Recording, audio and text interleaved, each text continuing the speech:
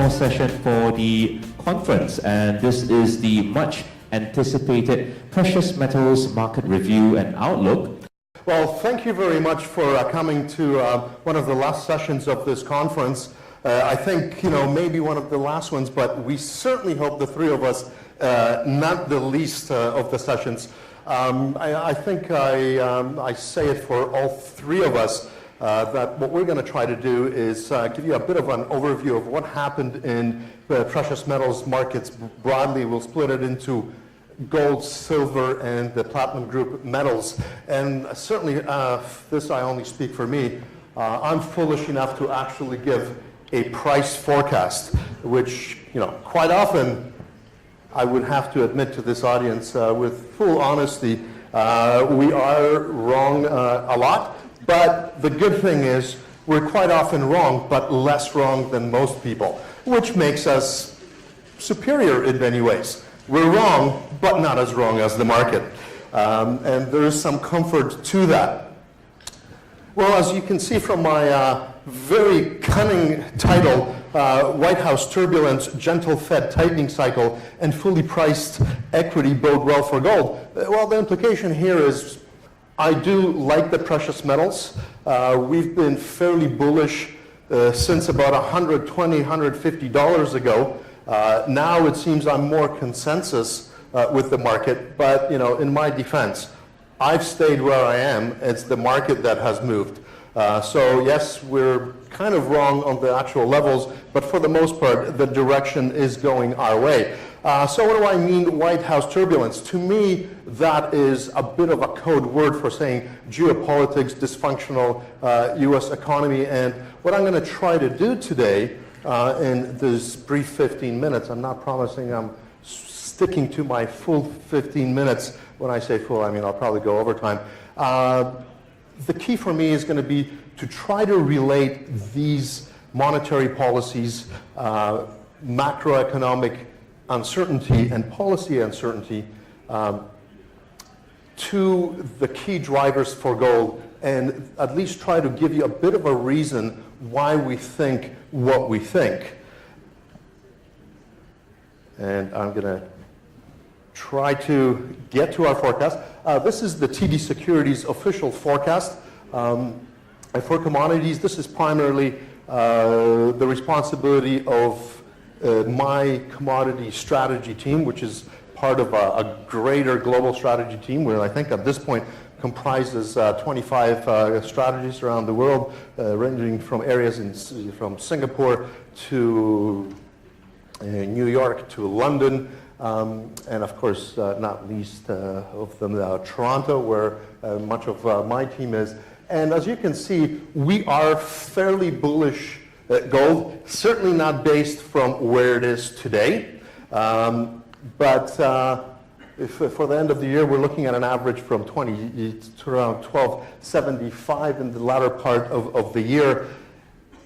We're kind of there now. I think this is a little bit premature for the monetary policy environment right now. I'll talk about it in a little bit. But as you can see from this forecast, we are fairly optimistic on gold and entire precious metals outlook broadly.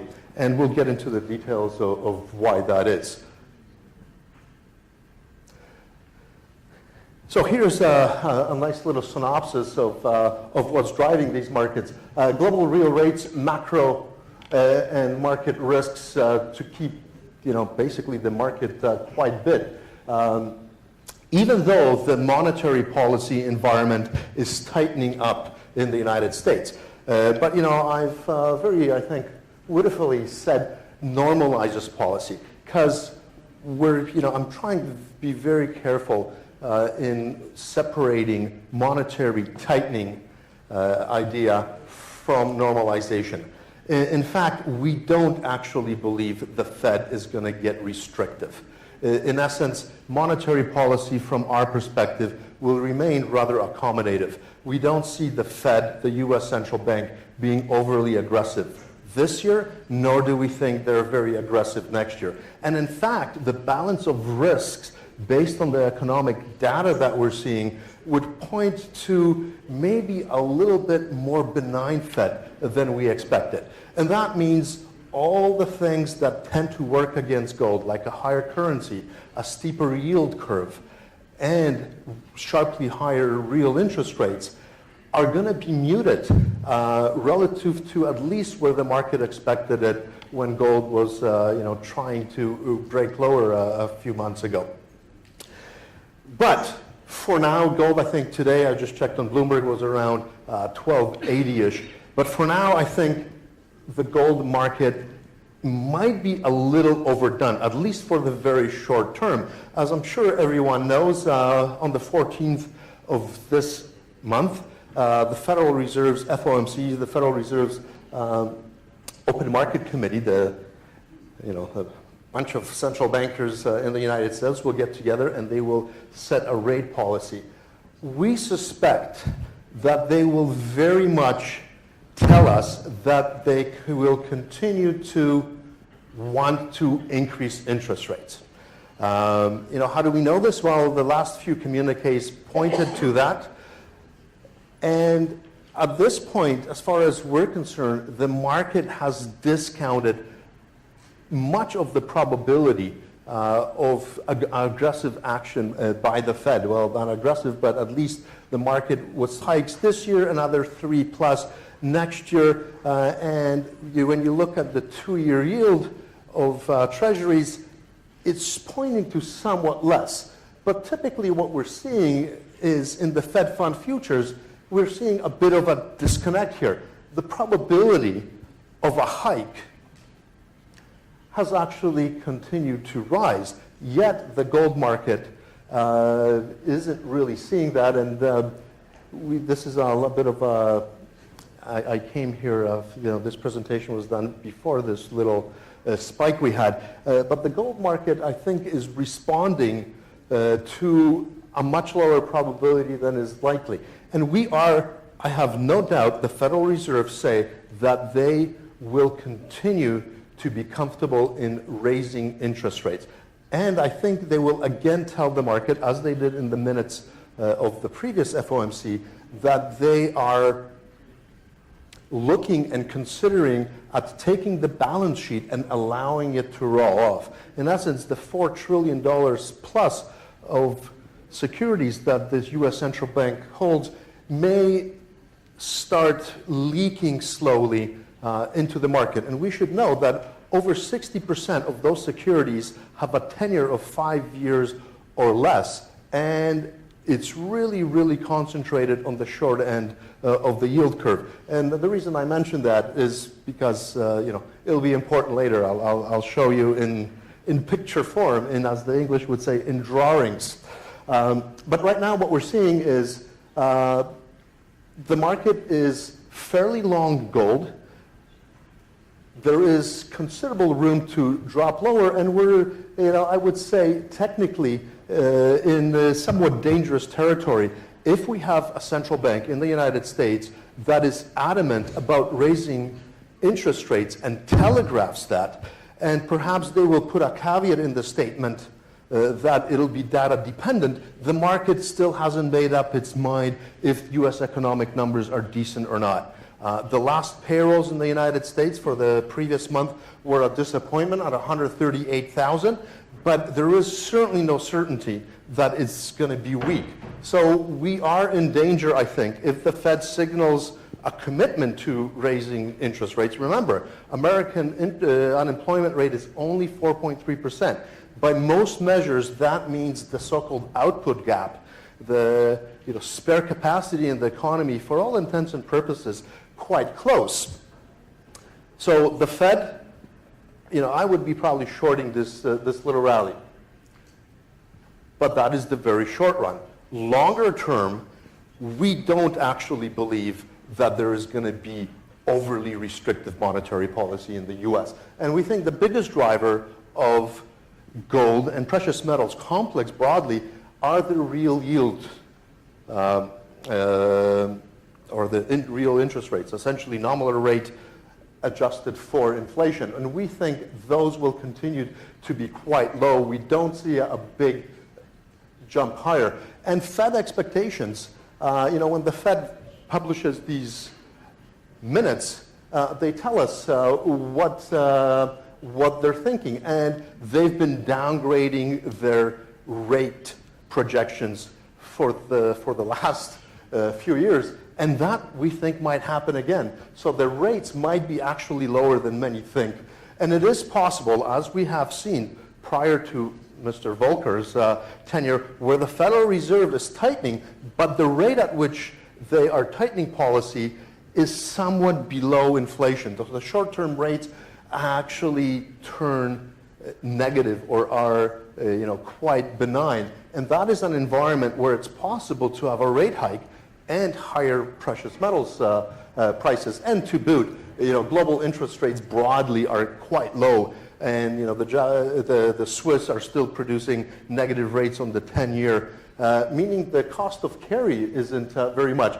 And here's an important part, which I think hasn't been discussed very much when people talk about bullion and bullion markets. I'm of the view that it is very, very important of what the cost of carry of gold and other physical assets is.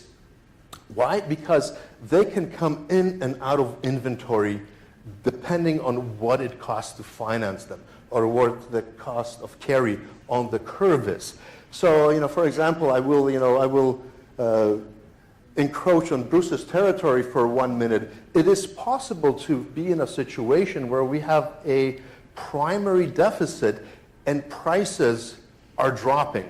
Quite often that's a bit of a mystery, and the question is, why does that happen? Well, my view is that that's because you see a flow of inventory into the market, and that's very much an opportunity cost interest rate driven flow. And remember, precious metals don't always get consumed the same way as copper or aluminum as others. There is a huge stockpile, particularly gold. Last time I checked, nobody actually throws used gold out. They recycle it, they store it in vaults, and people wear them on their fingers and stuff.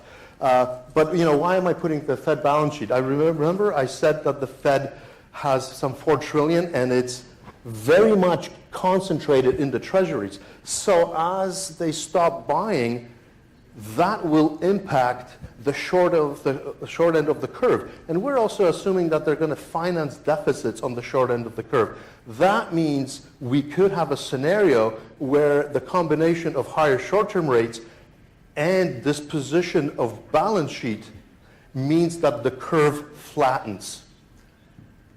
And wittingly, I put a chart to prove that. And you see a very distinct relationship between the slope of the yield curve and gold price. So the steeper the curve, the better gold tends to do, or certainly is a signal.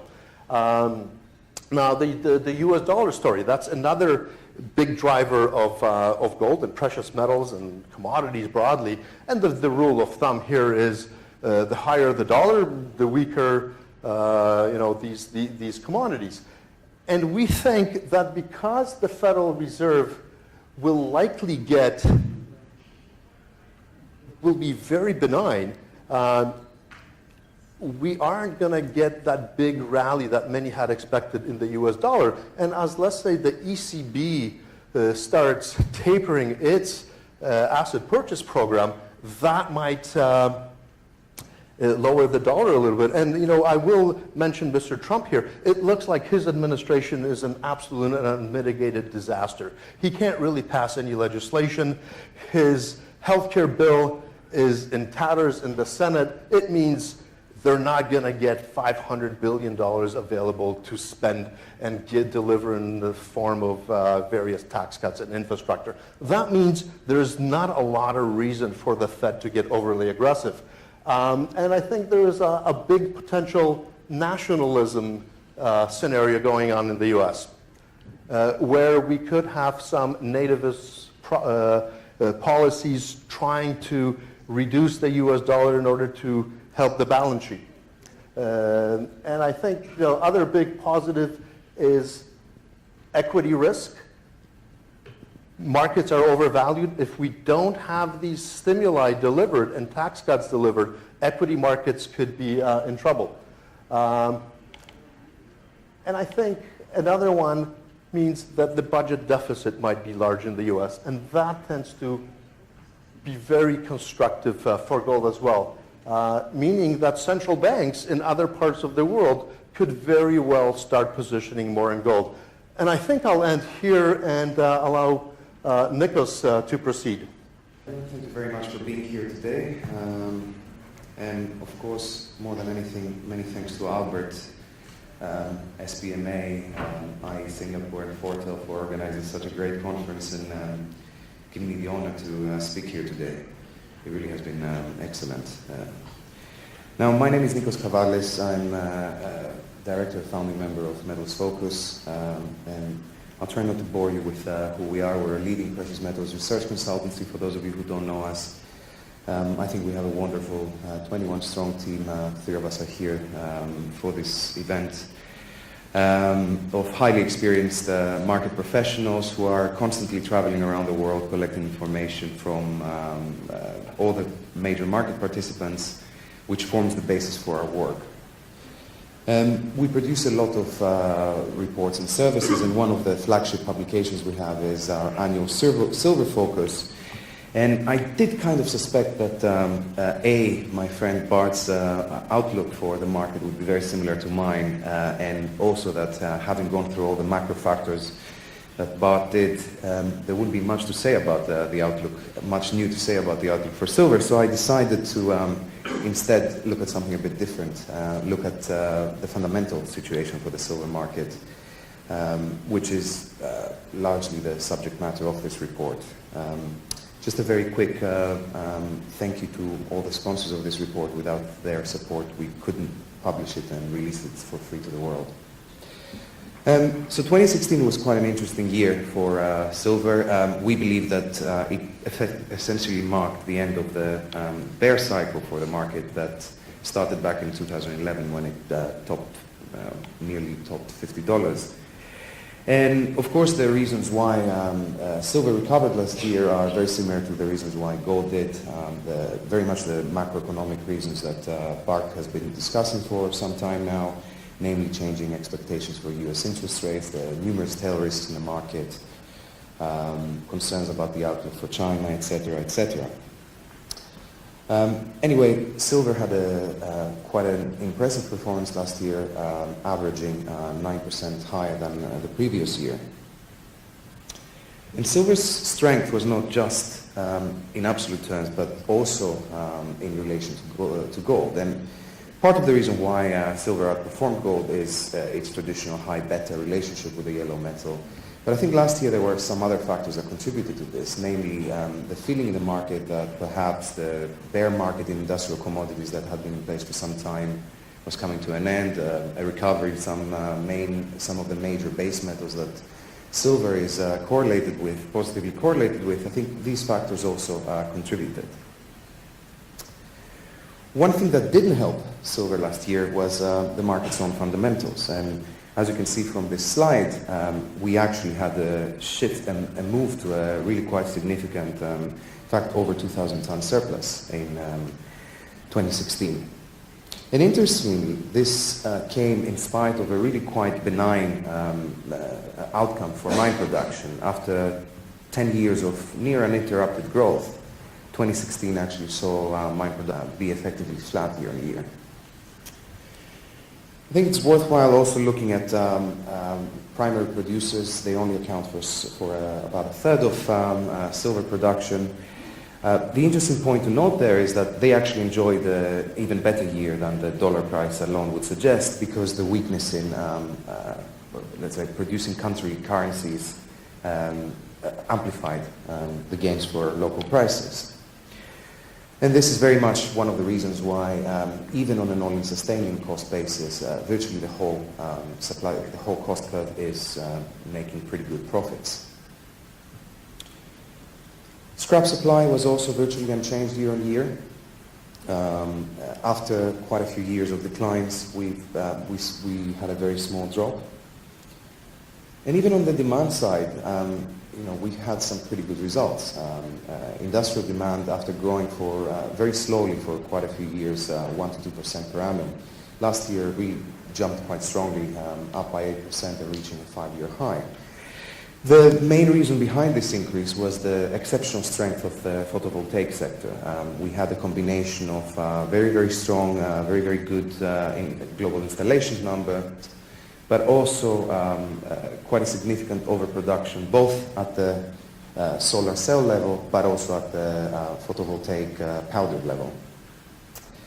Other areas of demand that were good within industrial applications were the auto sector. And there was also some gain as a result of certain electronic compounds. The material shifted in favor of silver, so they used less palladium and more silver. So now the bad news starts. Jewelry demand suffered quite a significant decline, and on a global, let's say, macro level, this was very much fueled by an ongoing shift in the silver market away from basic unbranded products to branded ones, which naturally, due to the fact that they have a bigger brand or value within the piece, naturally end up for a given budget having less silver. In certain cases, we also had some shifts to, let's say, lower ticket gold pieces, let's say $99 or $149 pieces in the United States, which are made in karat gold. Silverware demand was also significantly lower, mainly because of India, and this is very much a price effect. Very often in India, silverware is a gift for occasions, and if you have a fixed budget and the price goes up by 10% on average over the year, you naturally have a lower amount of silver. But I think also the clampdown of black money played a significant part. Anyway, though, the point to note is that even if we take into account the decline in silverware and the decline in jewelry, you really don't get to this 2,000-ton surplus, particularly given we had about 1,200-ton increase in industrial demand.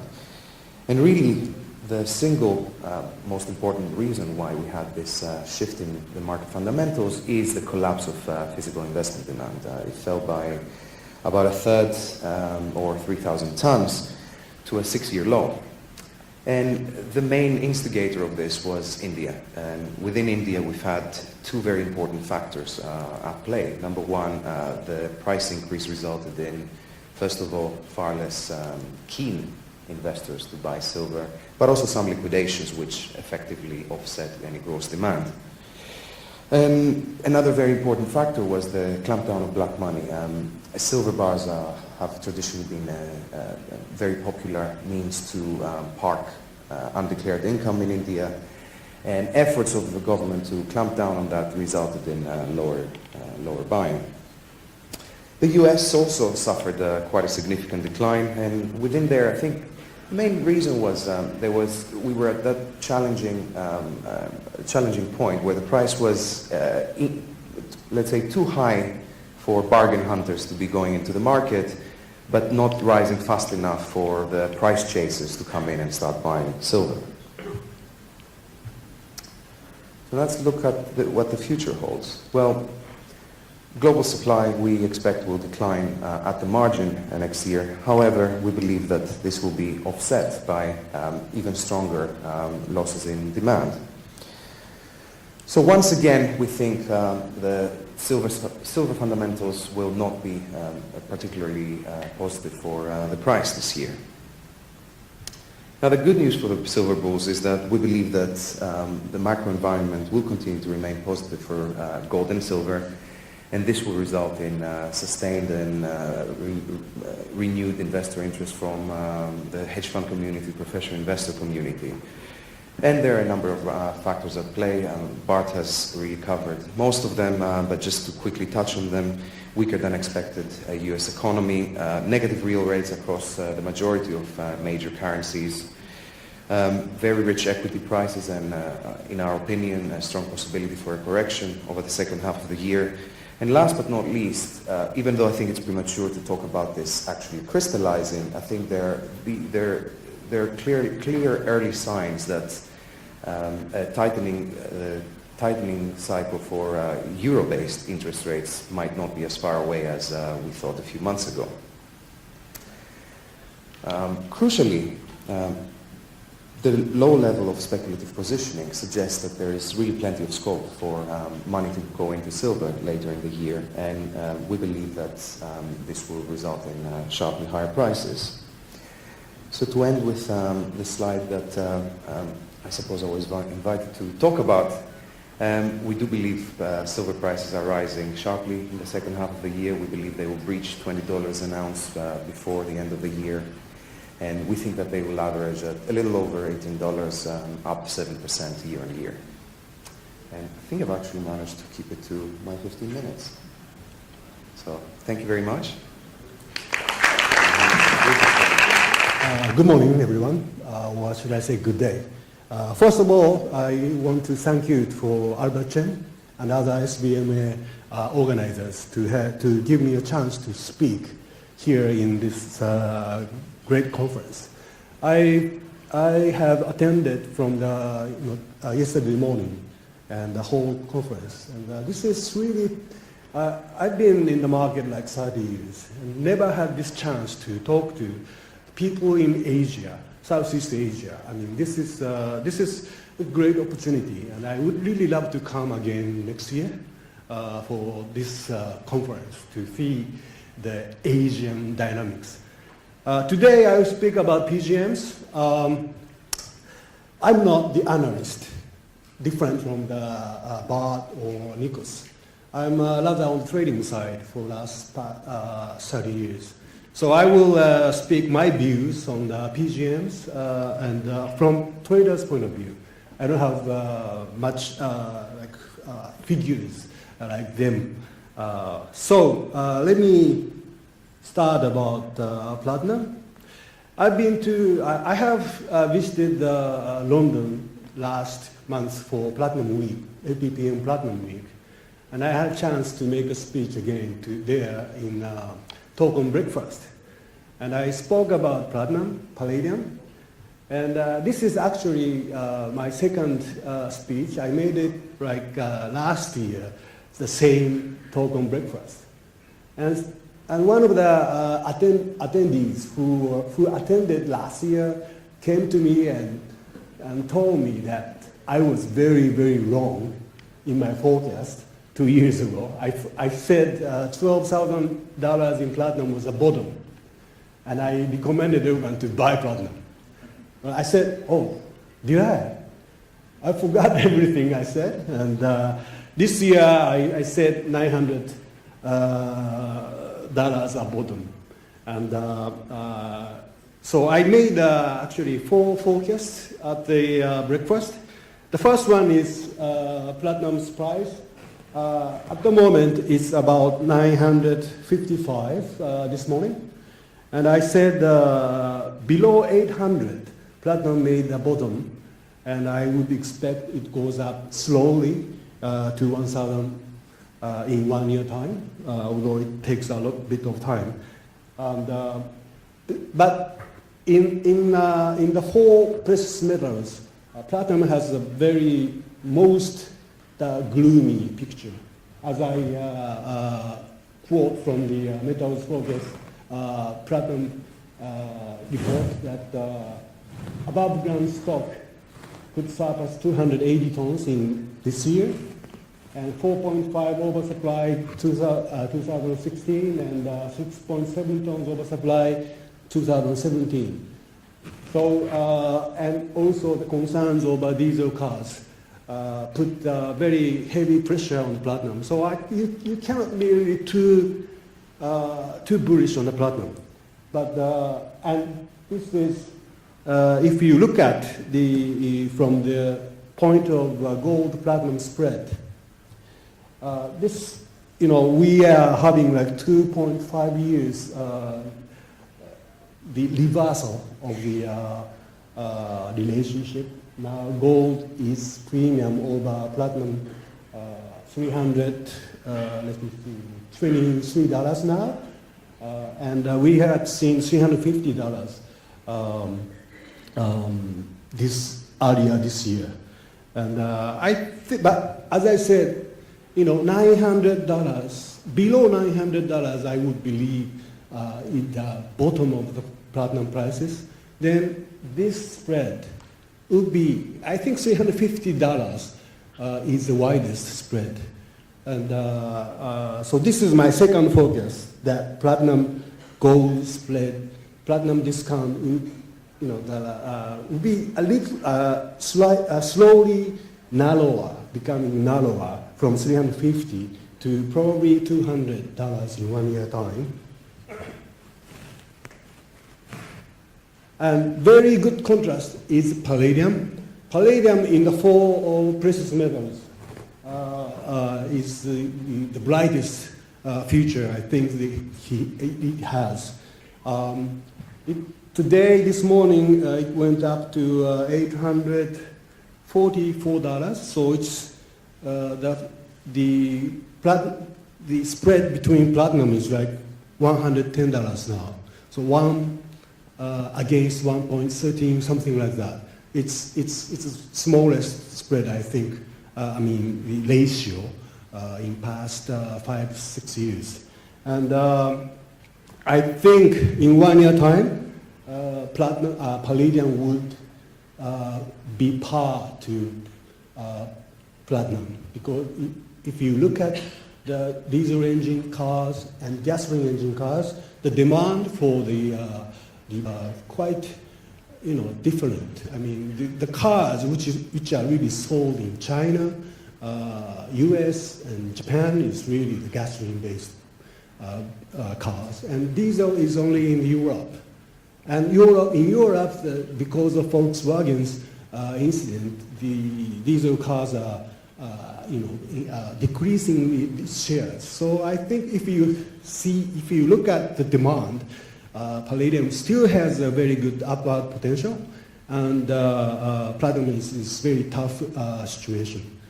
So my third forecast is that palladium will be par in platinum, probably in 1 year time next year, platinum week in London.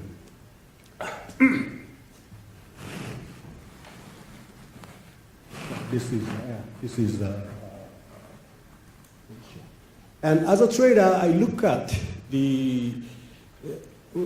of course, supply and demand. I read the reports from Nikos, but I look at the NYMEX positions quite intensively. And if you look at the platinum NYMEX positions and investors' positions,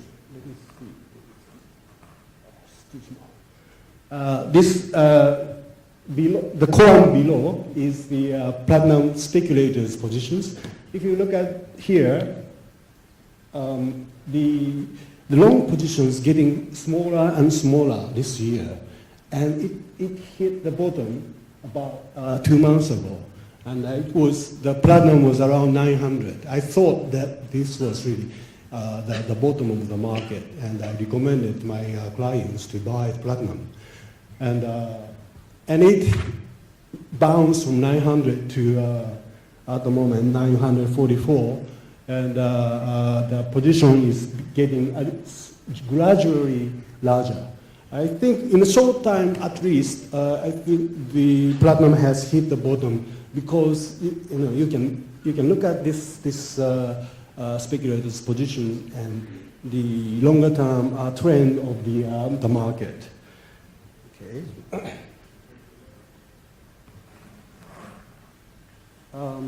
Also, in looking at platinum, you cannot neglect the move of the South African land. We had cheapest land in $18. 18 rand per dollar. That was the end of 2015. I still remember that happened in Tokyo market in Monday morning. It went up to, I think, 16 to 18 in a second at the opening. I think the big funds in Japanese trust fund cut their positions.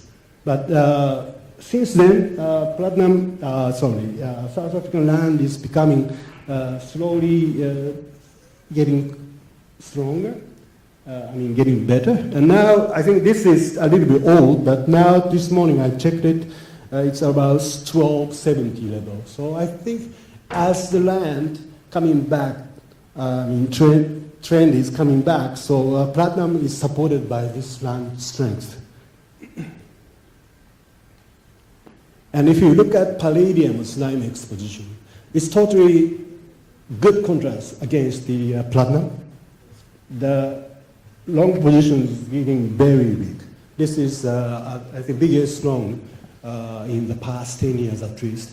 And so this is one worry that I have about palladium, because if those longs started to sell, then palladium might have some, dip to, that was 2 weeks ago we had like $750. And that was a good dip. I recommended to buy, but it comes back quite sharply. And if we have those liquidations from the long holders in the NYMEX, I think this might again makes a good place to buy, because if you look at supply and demand, and if you look at the lease list of palladium, it really tells you that there's not enough palladium in the market, at least in the market. Maybe it's behind the market, but still it doesn't comes up to the market. So I think palladium has still a good chance to go above the market. This 900 probably the mark, and then if it hit 900, the platinum is very, very close to the palladium.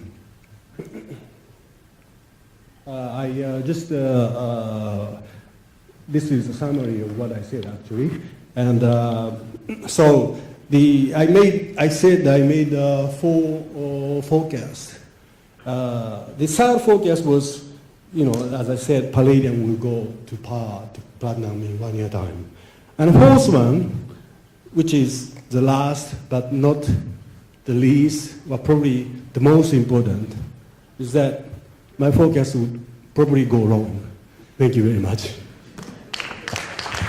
I think what we're going to do now is we have some pre-prepared questions that we're planted in the audience.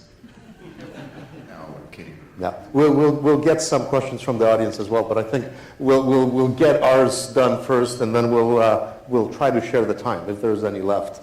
I never said analysts and economists were benevolent.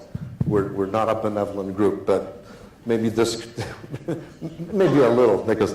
I think a follow-up to the platinum presentation. It probably makes sense to have the first question revolve around platinum. With platinum at around $1,000, in fact below $1,000, vast majority of producers are really not making a lot of money from this. I'll address it to the both of you. How long do you think producers can sustain that, particularly if we see the US dollar potentially weaken? And by definition, that means the ZAR picks a bit. Is this sustainable? Will the primary side adjust? Sure. I think without a doubt this will sooner or later have an impact on production. The question is, will it be sooner or later? And frankly, this theme of production is unsustainable at these levels, miners are making losses, etc., has been a theme that really has been going on for many years, and we really haven't seen losses. Now, admittedly, part of that was because of the ZAR weakening tremendously in previous years. However, I think there are other factors. I think number one, there is a political element. There's a tremendous political pressure to not, turn off the tap. And I think you can also, when you're thinking about, let's say, the profitability of a mine and whether you shut it, you can't just think, oh, I'm making this loss, so therefore when I shut it, I'll stop making this loss. You also have to consider the fact that there are some significant costs related to closing down a mine or putting it on care and maintenance, firing people and pay them redundancies, rehabilitating the area if you are going to shut down a mine. So I think you need to add that cost to your model of what's the cutoff point. This was a very roundabout way to tell you that I'm not quite sure how long it will survive. They will survive, and when we will see a cutback, I think what we will definitely see is attrition as a result of underinvestment. Yeah, I feel pretty much the same. I mean, it is not sustainable. I mean, for forever. But as Nico said, it takes time to cut down the productions or to cut down the staffs or to close the mines. So it really, I mean, depends how much they can endure, how long they can endure that kind of situation, right? Yeah, I'm not, quite sure how long can it go. It actually goes quite a long time now. So I think they are in a very, very difficult situation already. So I don't know how much more they can continue this one. Well, certainly I've asked the questions because clearly I don't have much more clarity on what the timeline for any of these closures or the primary adjustment is.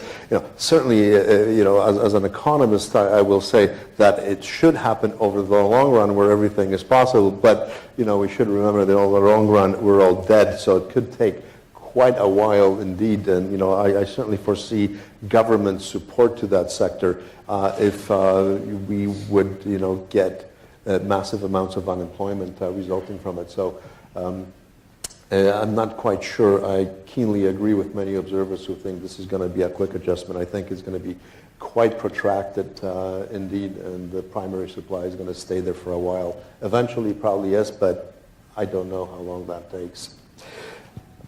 Maybe one more question on the PGMs and platinum. Ever since the Volkswagen diesel emission scandal, platinum has certainly come out of vogue and has been the quintessential underperformer of the precious metals group. Even though, at the end of the day, it's a pretty decent catalyst for CO2, but we have the NOx pollution problems. In the long run, given substitutability between the two and the cost of platinum and palladium kind of merging into unity, what do you foresee the longer term demand for platinum catalysts be given the price dynamics we're seeing? Well, I think the diesel cars wouldn't go out of the market. I mean, of course, it is that the sales of the cars, diesel cars, are shrinking a bit, but still, that shrinkage is not that big. And if you look at the cars like electric vehicles or fuel cells, the shares of the market is very, very tiny. And if you look at the forecast of the shares, like in 10 years, less than 1% to like 4%. It's nothing really. I think you cannot really replace the current gasoline and diesel cars, overnight. So, and also in diesel cars, there's very good engines now developed, like Matsuda's, and which is very environment friendly.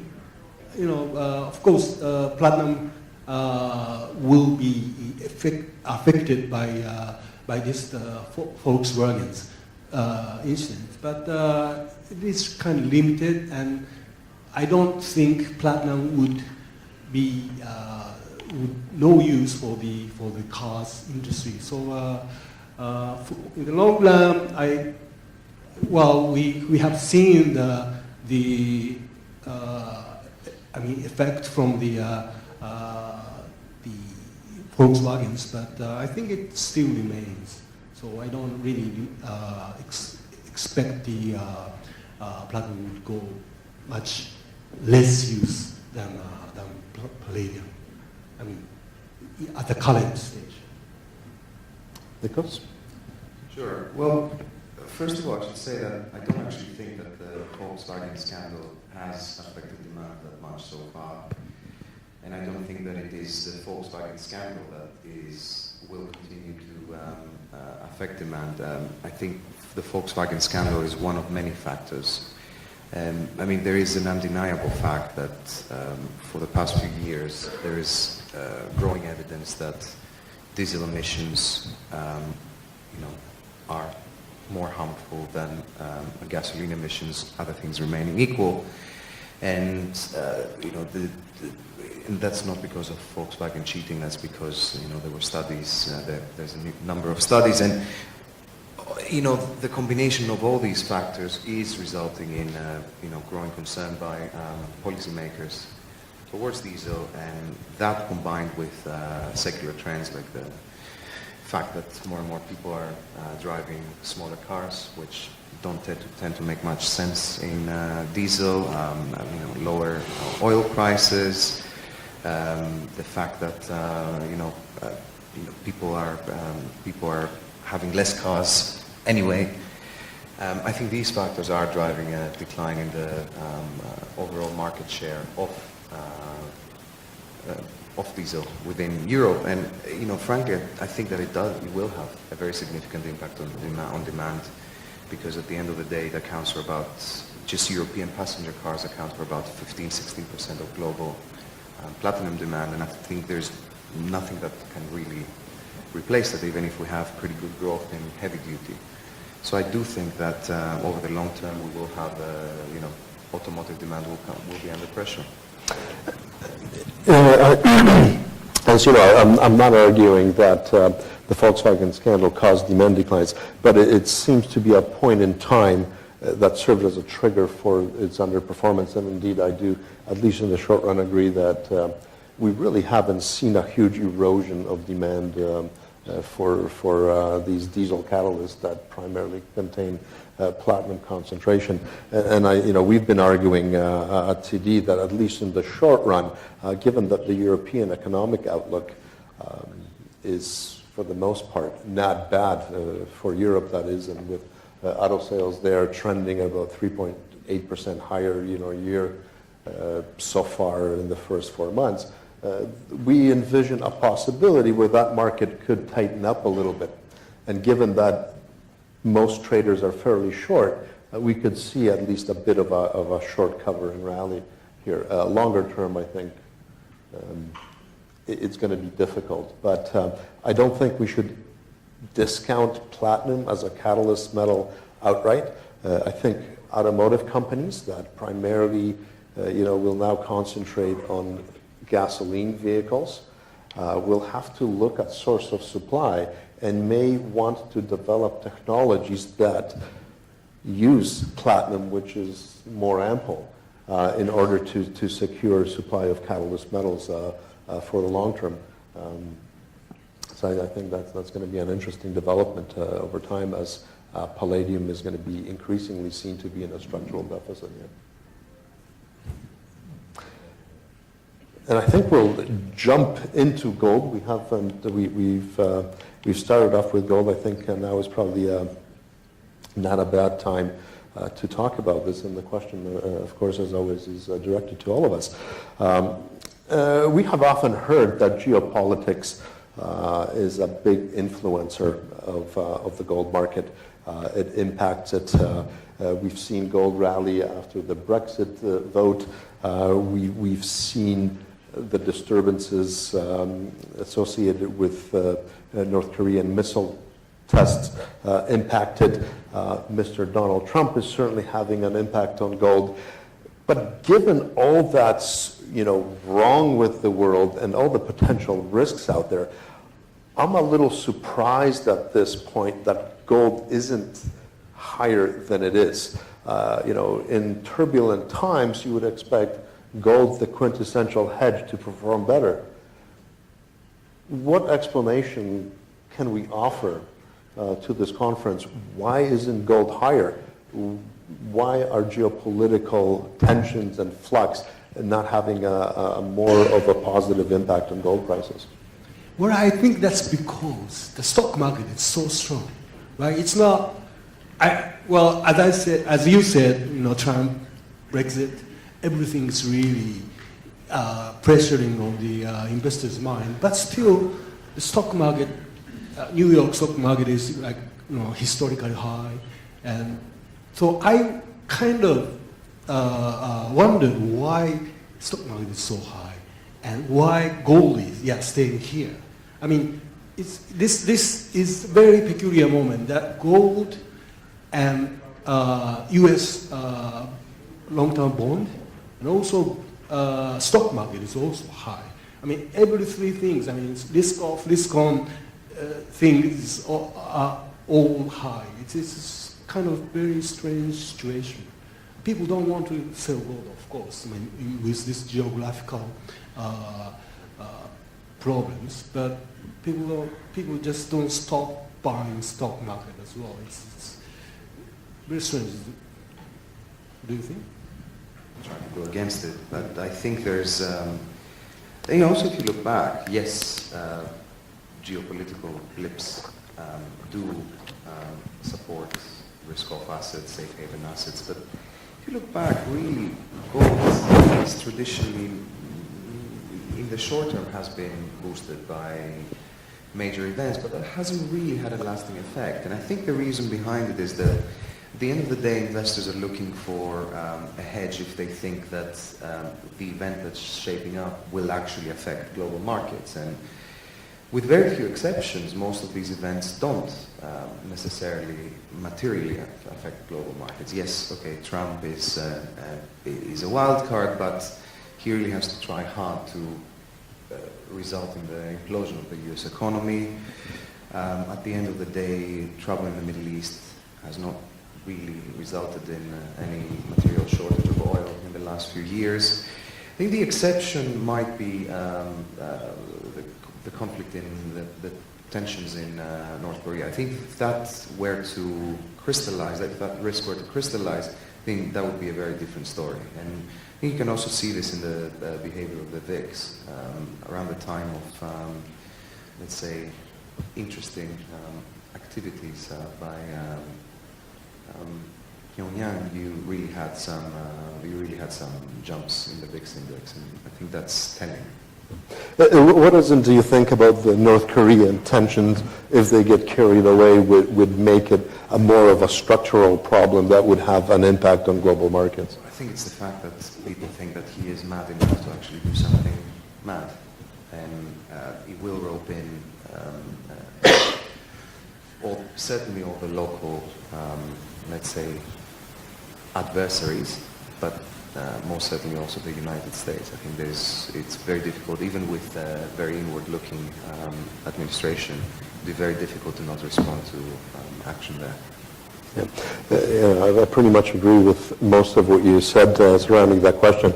Certainly U.S. equity markets have been attracting capital broadly, and all these geopolitical events, they really haven't, first of all, changed monetary policy outlook. The interest rate environment remained quite accommodative in spite of the fact that we had Brexit, in spite of the fact that we had, we thought we had a potential contentious election in France that turned out not to be. We have Mr. Trump who can't pass legislation. That hasn't really impacted fiscal policy. America is an autopilot. But I do think there is a risk here that particularly in the U.S., if the fiscal policy isn't delivered, the promised corporate and individual tax cuts may very well reduce the earnings projections for the U.S. equity market, which could again be a potential trigger for flow of funds to start reversing into other asset classes, and could very well be a catalyst for the Federal Reserve to nip even monetary policy normalization in the bud. To me, that would be something very important. Certainly a crisis in North Korea, if artillery starts flying towards Seoul, it wouldn't be very good for equity markets, and probably monetary policy would react as well. So, but I think unless these geopolitical events have a real market impact. They're just interesting, fun stories to read, but no real lasting impact. Just a question for Nikos. Nice to hear about silver for a change, by the way. From what I understood, though, the fundamentals didn't support the move in silver last year, and nor are the fundamentals going to support the move that you expect this year. Is that a fair summary? Absolutely, yeah. Spot on. Okay. No, I just wanted to make sure. I was going to summarise this in a couple of minutes, and I was trying to make notes as I was going through it, and it wouldn't add up to me, but thank you. I've got another question for Nikos, Robin Martin, Gold Council. Nikos, one of the charts that struck me was the ATP holdings in silver that have remained virtually completely flat despite movements in the price. First of all, what explains that phenomenon? And if the price were to rally significantly, 20+%, do you think we'd see new inflows into silver ATPs? Sure. So to answer the first part of your question, what's driving this is the versus the quite ETPs or ETFs. It's really the fact that whereas for gold, quite a big chunk, maybe 50-60% of holdings are owned by institutional investors that can very quickly, a portfolio management decision can have quite an impact on holdings given how big they tend to be. For silver, institutional holdings are far smaller share. They really are held by retail hands by and large. You can see this if you look at the holdings reports on Bloomberg. You can see that, whereas for if you take some of the major funds, you can see that for gold you have about 60-65% of outstanding shares owned by institutions that need to report, whereas for gold it's something like 16-17%. To answer the second part of your question, now what's interesting is that we've seen in the last 12 months some pretty chunky inflows of institutional money, and very interestingly, some of these funds are algorithmically driven rather than macro or strategically driven. So I think that does create a risk for chunky flows in and out, and we have seen some. But when you look at the chart that we looked at, you would still not really, it would still seem kind of flat, because if you look at all outstanding products, even if you have some big inflows in one or two funds, it's not really going to increase overall holdings by 10-15% or anything like that, I don't think. So the fundamentals aren't really for silver. I mean, kill it in a good way. This was an expression of, turn of endearment. So fundamentals aren't supporting it, yet it has been, performing along with gold to the extent that it's, very much an industrial metal as well as being this precious metal, akin to gold, with 60% of the industrial percent of demand being industrially driven. If we expect gold, as you do, moving higher, do you see the proportion, the volatility be double for every 1% increase in gold? Does gold follow up, or do its industrial characteristics derail that a bit going forward? I think the industrial characteristics can at times either amplify or dampen whatever the beta you can calculate over time is between gold and silver. I don't really think that anytime soon we'll see them reassert themselves and become, let's say, the main driver. And anyway, I think in the past few years what we've seen is, rather than real fundamentals having an impact, mainly what we've seen is the perception of fundamentals or expectations of fundamentals. For example, if you go back a few years, this slightly simplistic forecast that many people had, that photovoltaic demand will just go up in a straight line forever and ever. You know, you didn't really have any shortage of silver at the time by any stretch, but what you did have is investors were buying that story and amplifying silver's rally. I don't know if you agree or not, Bruce. It's you. Okay. Okay, I think this is probably a good time to conclude, and I think what we came out with is that precious metals are sentiment driven. If we had to distill it, and sentiment is probably engineered by the Federal Reserve. So there you go. America runs gold, I guess. Speaking as a Canadian. So America first. Right. We just should have had the hats now. Thank you.